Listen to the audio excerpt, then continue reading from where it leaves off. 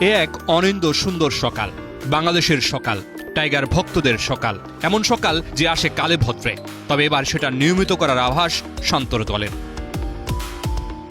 মুমিনুলের bat থেকে 4-এর মার বাংলাদেশের জন্য অনন্য এক ইতিহাস, রাজকীয়, স্মরণীয়, ঐতিহাসিক, একই সাথে টেস্টে নিজেদের শক্তিমত্তা জানান দেয়ার।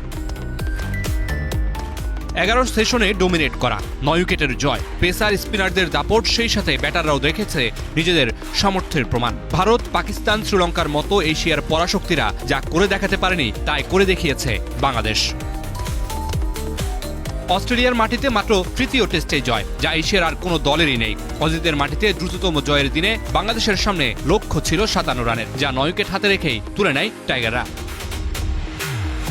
4 উইকেটে 161 রানে চতুর্থ দিনের শুরুটা করেন দুই অজি ব্যাটার ক্যামেরুন গ্রিন ও অ্যালেক্স ক্যারি। দিনের শুরুটা ভালো হয়নি স্বাগতিকদের। ব্যক্তিগত 30 রানে ক্যারিকে ফিরিয়ে অজি বধের শুরুটা করেন মেহেদী মিরাজ।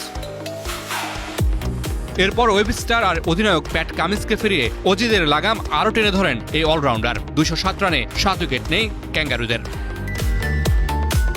এরপর মিচেল স্টার্ককে 18 রানে ফেরান তাসকিন। আর বাংলাদেশের জন্য ভয়ের কারণ হয়ে ওঠা ক্যামেরুন গ্রিনকে ফিরিয়ে হাসান মাহমুদ টানেন অজিদের ইনিংসের রীতি।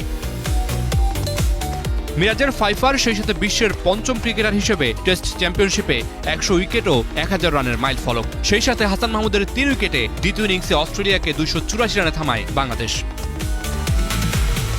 57 রানের টার্গেটে তানজিদ তামিম 0 রানে ফিরলেও সাতমান আর মুমিনুল ঐতিহাসিক জয়টা নিশ্চিত করেই মাঠ ছাড়েন, যে জয় বাংলাদেশের ক্রিকেটে ইতিহাসের সেরা অর্জন হয়েই থাকবে।